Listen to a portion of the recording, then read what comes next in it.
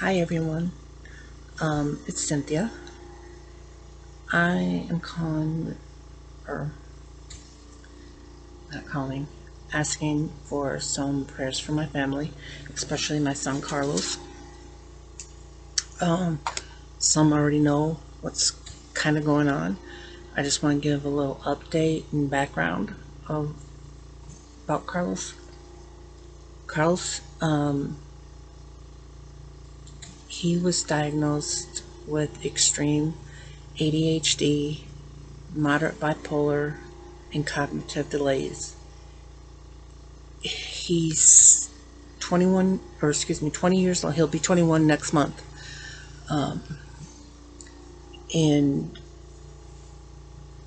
his mind is that of a about 10, 11-year old. Um, he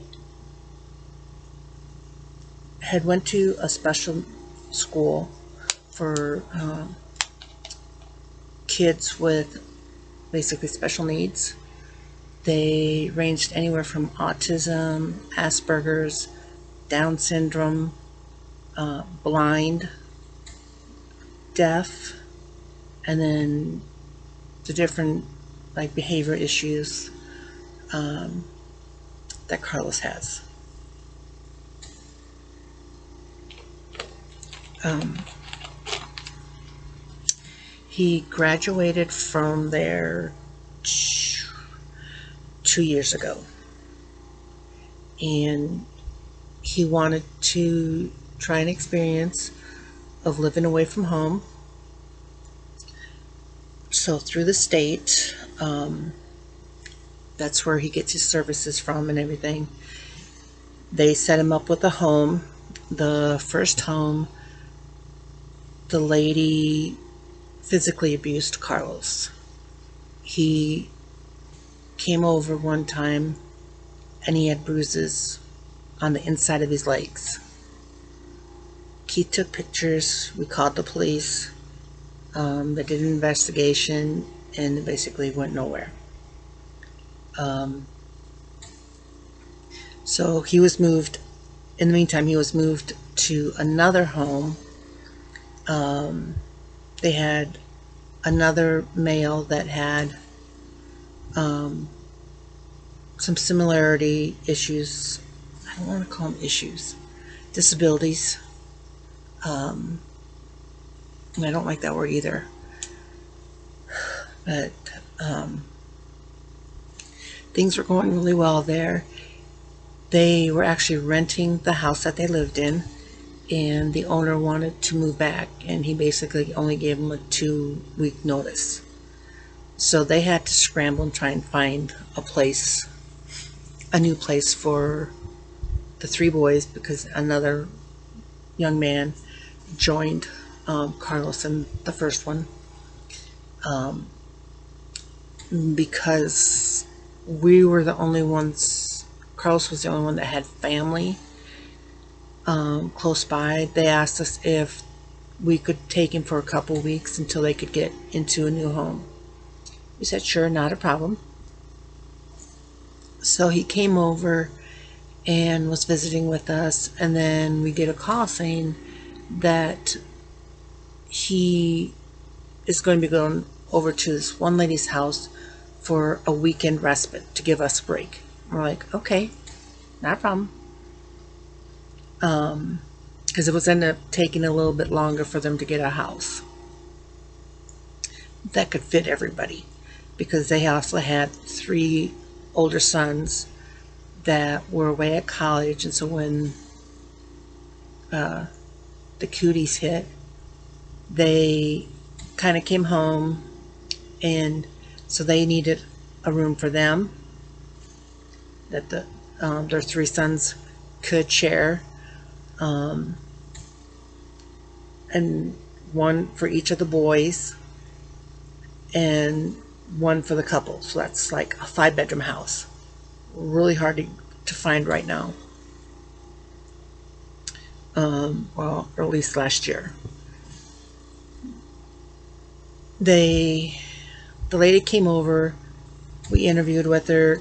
Carlos went over, spent the weekend, came back, and the next thing we know, they said that Carlos was moving in with her, and we're like, what? So we talked to Carlos. It's like, yeah, he liked it over there. They had fun. It's like, okay, so it was like 2 days before Christmas. He ends up moving in over there. We were totally blindsided by this. Um, Blanc and Mark, who were the ones that he was staying with, were totally blindsided. So Carlos moves in with the new provider, like 2 days before Christmas. Things seemed to be going well and stuff. Then all of a sudden, he just didn't seem happy. He was having behavior issues. He wanted to come home. And we tried to find out what was going on. And he just clammed up.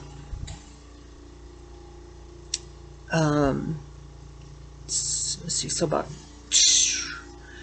2 weeks ago, he asked me if he could make our minivan into like a tiny house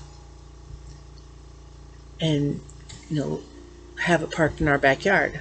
I'm like, I said, you wouldn't be able to stand up in that. I said, let me talk to your dad and we'll see what we can figure out. So I talked to my husband. He said no, it would cost too much to get it renovated, and like he said, he wouldn't be able to stand up. He'd get frustrated and unhappy. And then I said, well, what about the shed in our backyard? It's big enough for a tiny house. All you'd have to do is just do some plumbing, pop in a window so that he could have air conditioning in the summer, heat in the winter. It's already set up for electricity. And he said, yeah, we could do that. So I talked to Carlos and he's like, yeah, let's do that. It's like, and I told him he could help his dad make a bed to go in there and make the little area for his kitchen and a little area for his bathroom. I said, the only thing is you would most likely have to take your showers to come into our house to do that. Not a problem, he said. I said, we can make a little doggy door so Roxy, our boxer, can go in and out and visit him.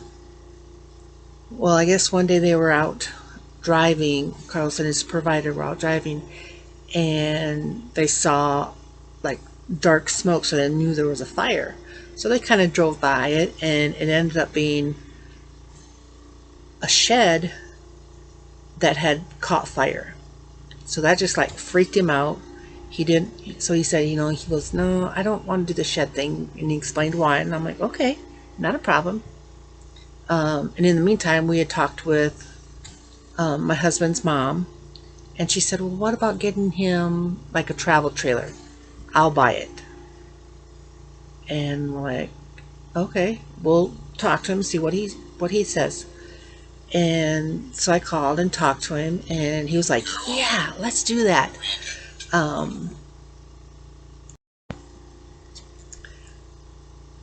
So Carlos was like, yeah, let's do that. Let's do the trailer. And so a couple times that he came over, we looked on the internet and we were looking through Facebook, Marketplace, and a couple dealerships around here, like for used trailer. We found a couple that he liked through 2 different dealerships. One is used, one is brand new. So I'm going to send that information over to his grandma to let her look at it and see. They're basically identical, just different manufacturers. And the one at one of the dealerships only has like a small fridge and freezer, like you'd put in the studio. And the other one had like a full-size fridge and freezer. And they both had a tub with their shower. So he was like all excited about that because he likes to take baths. And what else was there? Um, it had it. They both uh, um, sleep like 6 people. Sorry, I had a phone call. Okay, where was I? Um, so anyway, so we found a couple trailers, so I'm going to send that information over to my mother-in-law. And he came over this weekend for Father's Day and for Keith's birthday. And we had a really good time.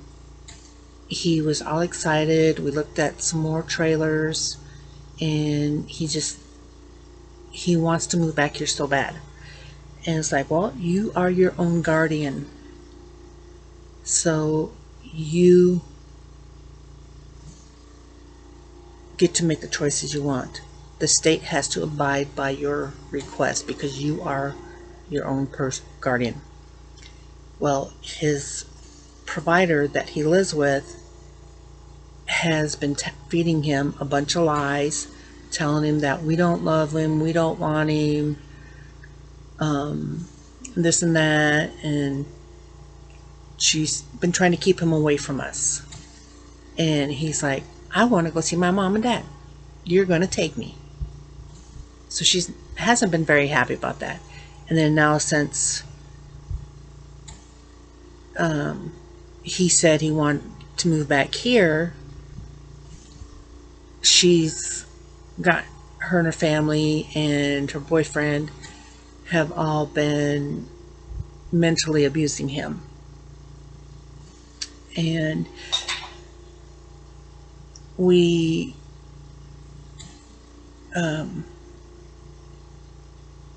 I'm sorry, it's just been really hard, and I've been dealing with really bad migraines because of this for like the last 2.5 weeks. Stressing, plus the heat's 118 degrees heat here in Arizona for a couple weeks isn't helping either. So yesterday or Sunday, Keith took Carlos home. He didn't want to go. He cried. He wanted to stay here. It's like, honey, you have to go back. We have to go through the system. We have to contact the state, tell them you don't want to live there anymore, that you want to move back home. Grandma's going to buy you a trailer. It's like, but when you are with your provider, you need to be nice. Do not cause any issues. Well, Keith took him home, and he was calm. He was happy. Keith dropped him off, and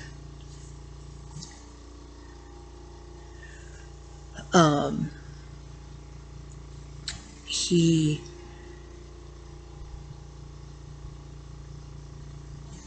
sorry, I'm just so scattered brain.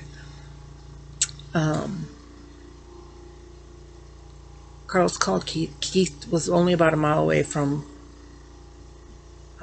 him, so he turned around, went over there.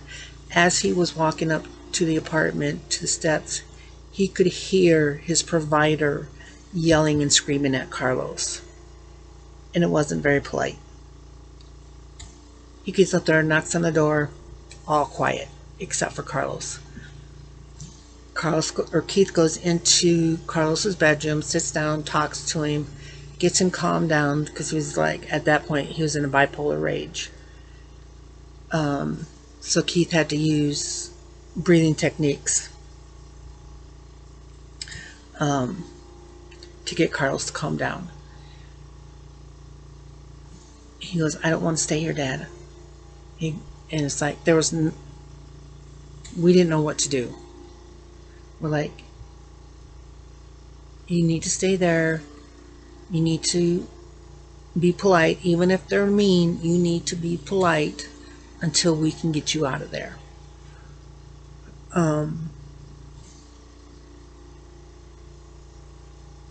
Yesterday he called me from program because he goes to an adult daycare program or an adult day program, and they continue working on like reading, math skills, money skills, and when he gets to a certain point, and they feel he's able to maybe get like a part-time job, they'll start working with him on finding out what he likes and his interests and everything. Well, yesterday he called me like around 2:30 Arizona time, and excuse me.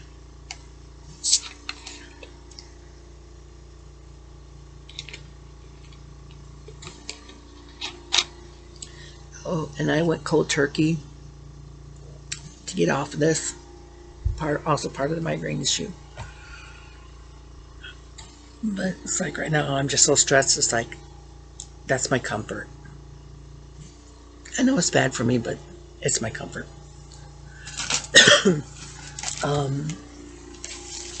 So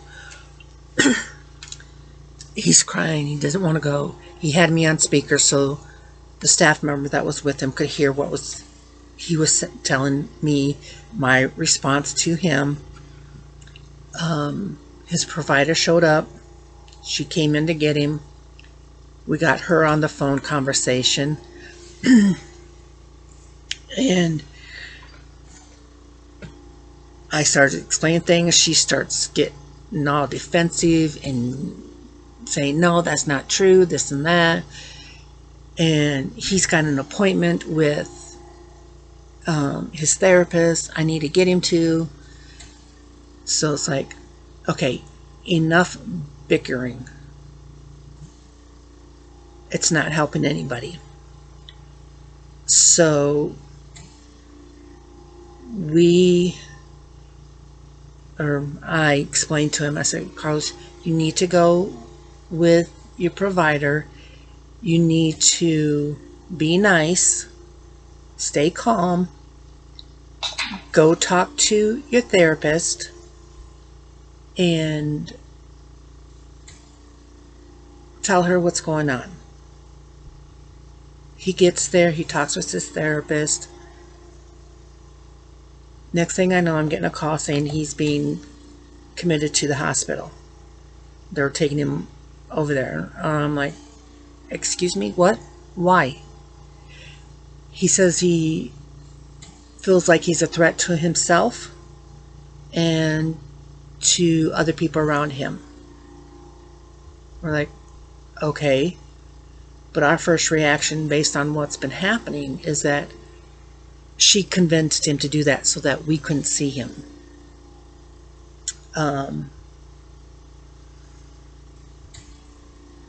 We found out what hospital they were taking him to. We went over there. She wasn't there. She had left. She had his wallet and his phone. She was supposed to wait and give it to us. Well, I texted her. She came back over. Just very conveniently, she lived across the street from the place where Carlos is at right now. And we were talking and everything, and the intake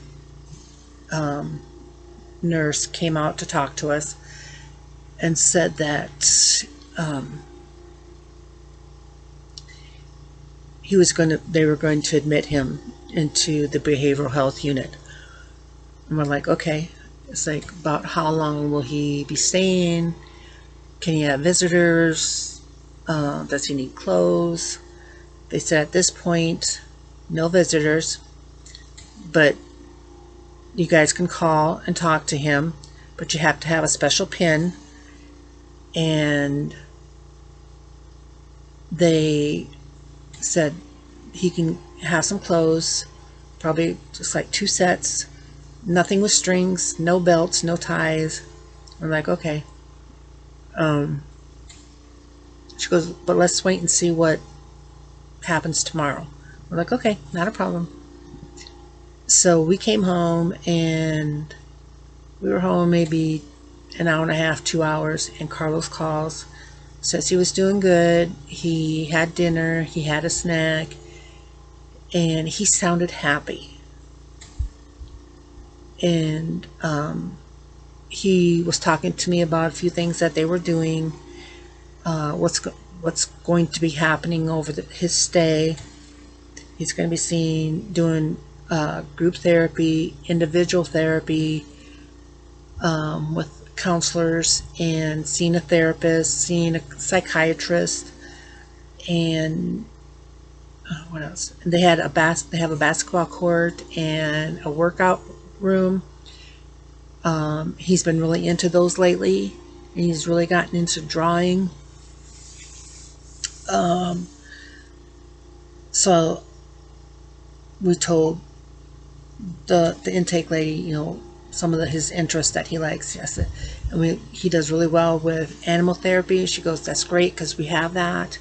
They have, I guess, a couple horses that come, and some dogs that come.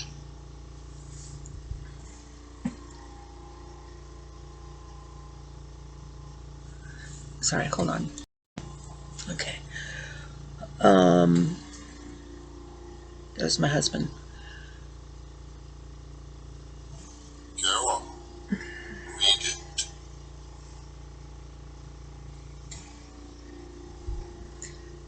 Okay, so Carlos calls me he actually called twice while I was sleeping. My phone was on silent. I didn't expect him to be calling at like 12:30 in the morning. Carol, And then like 6:15 or something, I was still sleeping. read it. They told me that he called, so I called them, Carol, but because I didn't have a code, they couldn't patch me through to where he's at. So, and I was fine with that. I just left a message saying that I was awake and to give me a call when he gets a chance. It was about an hour and a half later. He called me and talked. We were talking and stuff, and he told me about the blood work and a TB test that they did. What he had for breakfast. Wanted to make sure I was doing okay, and asking about our dogs, Roxy and Thea, how they were doing and everything. I'm like, they're doing good. And he goes, okay. He goes, this is my code. So he gave me the code. And he said he didn't sleep very well last night because his room was very cold. So they were working on changing rooms for him. And I'm like, okay. I said, who all do you want this code to go to? He said, Grandma Johnson, Daddy, and you. I'm like, okay. I said, do you want your provider to have the code? He goes, no, I don't want her to have it. I'm like, okay, not a problem. And then he asked me if I would call my sisters and brothers to let them know what's going on. I said yes. And I would also call his grandma, Sandy, which is his biological mom's mother. His biological mom is not in the picture. I came into Carlos's life when he was 6. He had not seen his biological mom since he was 2. Keith got full custody. His biological mom basically didn't want to have anything to do with him. She wanted to give up all rights, but his attorney said, no, don't let her, because she's going to get Social Security benefits. He's entitled to some of that. So Keith said, okay. Well, it turned out she didn't go for Social Security. She wasn't eligible because she didn't work. So what she ended up being on was Access.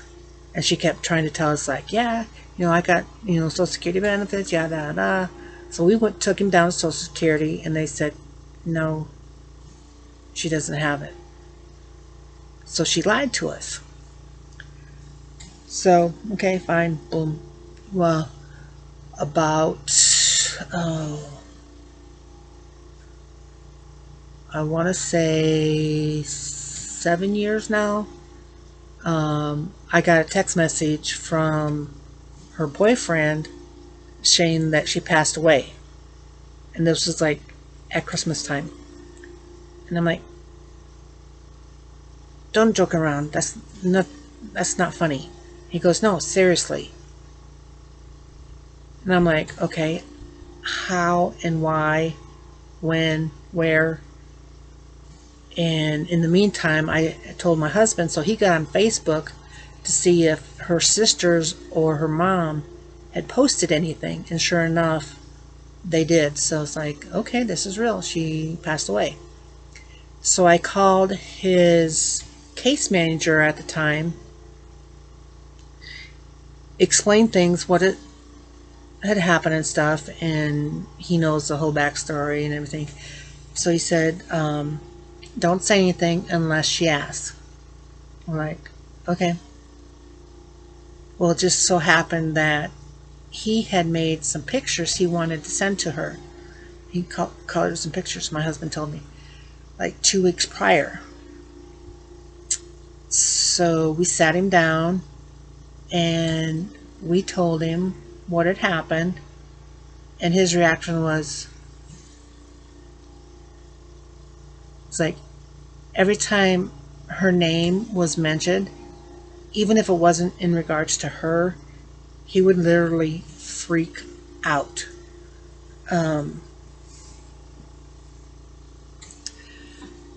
He hasn't really talked about her. He did ask why she hasn't contacted him. I'm like, honey, she passed away.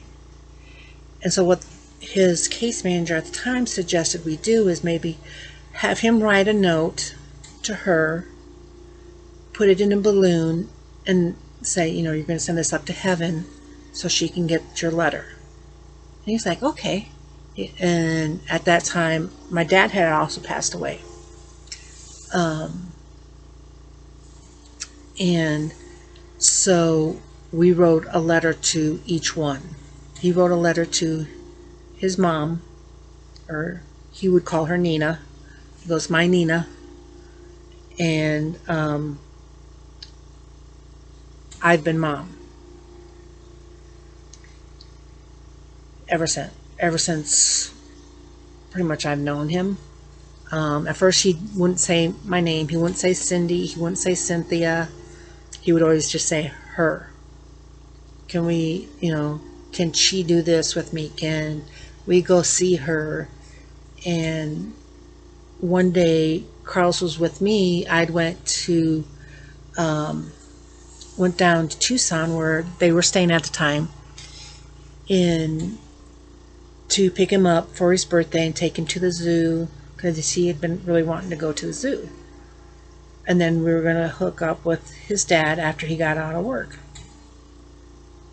And we did the zoo thing, and then we got to watching a movie. We were watching Cinderella. And he looks over at me with a big old smile. He goes, you're Cinderella. I'm like, okay. So I was Cinderella for a couple months. And then they came up to visit. Keith went to an interview, and Carlos came into the room I was still sleeping, and he goes, Mom, can I have toast for breakfast? And I'm like, what? And he called me Mom. And ever since then, I've been Mom. And he tells me I'm the best mom he's ever had. And he'll tell that to people. He'll say, introduce me. He goes, this is my mom. She's my best mom I've ever had. And that just warms my heart. And so it's like, what's going on? I feel like we failed him, because this is the second provider that basically has abused him. and we are going to file reports against her. And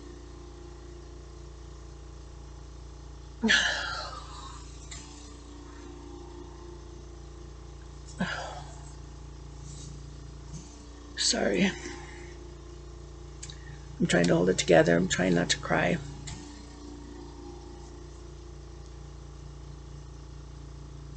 It's just been a really rough day yesterday, because right before he called to tell me that, I got a text message from a friend that I've childhood best friend, and was told that she's not doing very well, that she's bedridden. She was diagnosed that her lung cancer had come back, and they only gave her 3 months to live. And that was about a month and a half ago. She's now bedridden. It's too hard for her to walk. It's too hard for her to talk, so she pretty much doesn't talk anymore. And she just wants to die.